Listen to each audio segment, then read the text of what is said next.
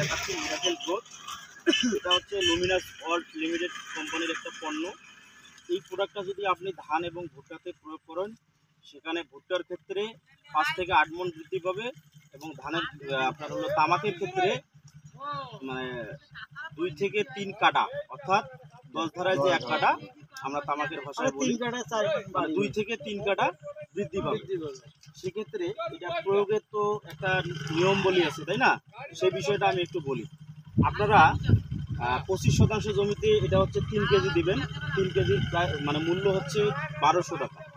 বিনিময়ে অর্ধেক ইউরিয়া সার কমাই দিবেন। অর্থাৎ গত বছর যে আপনারা তামাক এবং ভুট্টা চাষাবাদ করছেন, আমি যেহেতু পাটগ্রামের ছেলে আমি জানি, কিন্তু আমিও কৃষকের ছেলে, আমরা জানি যে 60 থেকে 70 কেজি ইউরিয়া সার আমরা একদম জমিতে প্রয়োগ করি, সব মিলে মানে তিনবার মিলে।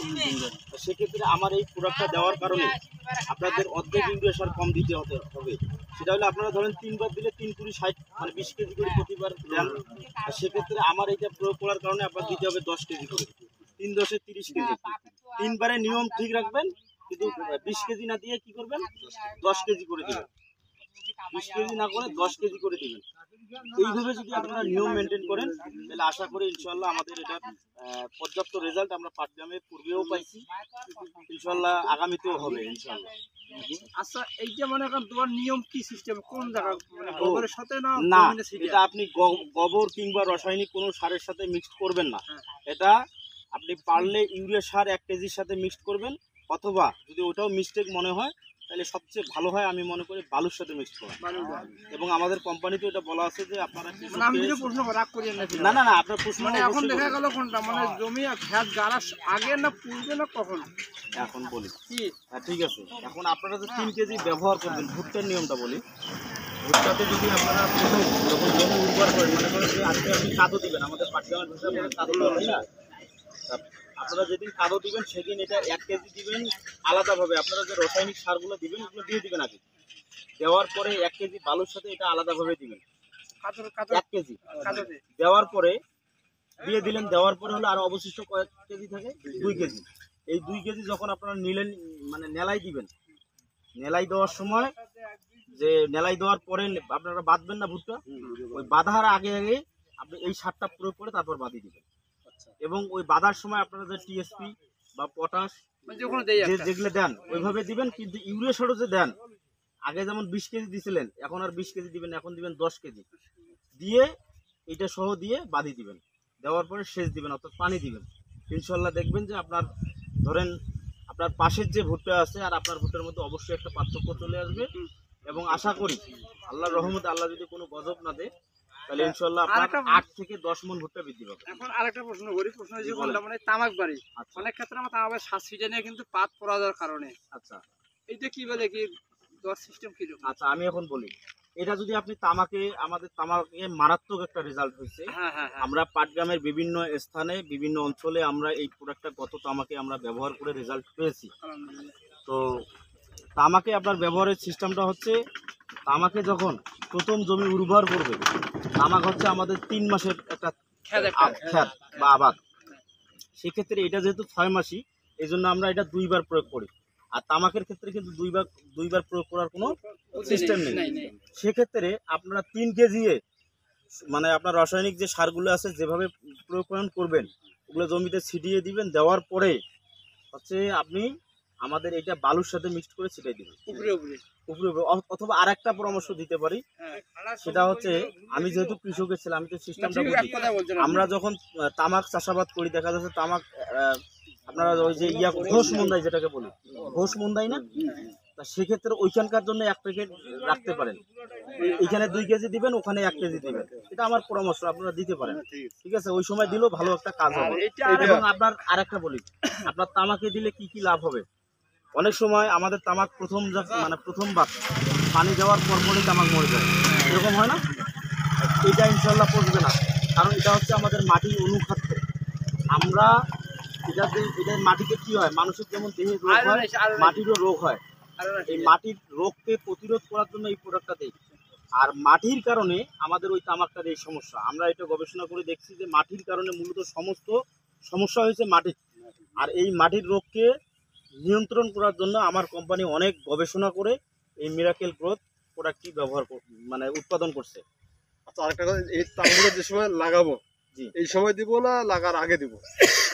আপনি প্রথম যখন লাগাবেন হ্যাঁ। সেই সময় হচ্ছে আপনি মানে ধরেন যে জমি উর্বর করবেন, মানে অর্থাৎ চাষ যে করবেন সেই সময় হলো 2 প্যাকেট হাল দিবেন। বোয়ার সময় এক কথা হাল চাষ করার সময় আপনি এটা 2 প্যাকেট প্রয়োগ করবেন, আর হলো 1 প্যাকেট রেখে দিবেন।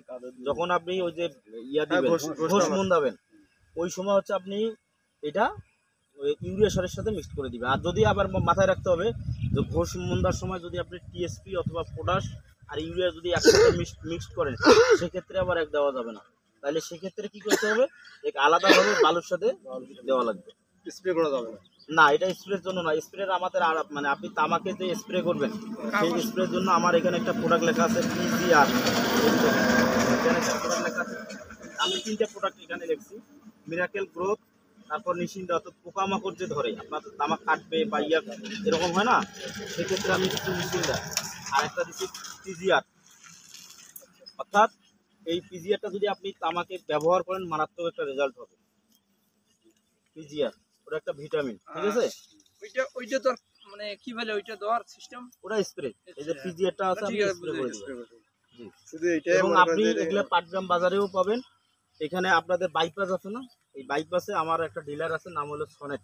আচ্ছা, ওই প্রয়োজন আমি ডিলারের নাম্বারে, এখানে নাম্বারটা আমি লিখে দিচ্ছি আপনার, এই নাম্বারে ফোন দিলে আপনি প্রোডাক্ট পেয়ে যাবেন। কারণ এই প্রোডাক্ট আমাদের হচ্ছে ক্যাশ কোম্পানির প্রোডাক্ট, আমরা 1টি টাকাও ক্রেডিটে বিক্রি করি না, যেটা সুস্পষ্ট কথা। এবং কোনো দোকানদারকেও না, কেউ ক্রেডিট কোনো মাল পায় না, আমাদের এটা ক্যাশ কোম্পানি। কারণ সারা ওয়ার্ল্ডের মধ্যে এই কোম্পানির যে একটা রেজাল্ট আসছে, মারাত্মক রেজাল্ট, আর এই রেজাল্টের কারণে আন্তর্জাতিক সংস্থা থেকে আমাদের একটা অ্যাওয়ার্ড দিচ্ছে আমাদের কোম্পানিকে, ঠিক আছে? তো যাই হোক, আশা করি আপনারা এই মানে প্রথমবার যে ব্যক্তি ধরেন একবার প্রয়োগ করবে, সে পরবর্তীতে এটা কোথায় আছে, বাংলাদেশের কোন প্রান্তে এই প্রোডাক্ট আছে উনি খুঁজে নিবে, আর আমাদের প্রোডাক্ট কথা বলে।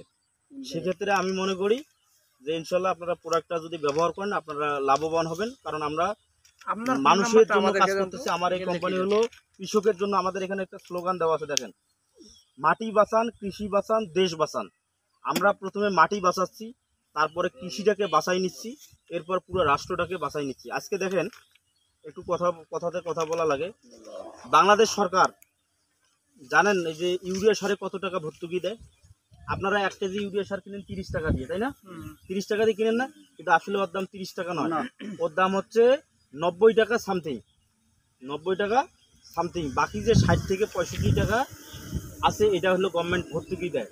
তাতে গড় ভর্তুকি দেখা যায় বাংলাদেশ সরকার সারা বছরে প্রায় 60,000 কোটি টাকা এই ইউরিয়া সারের ভর্তুকি দেয়।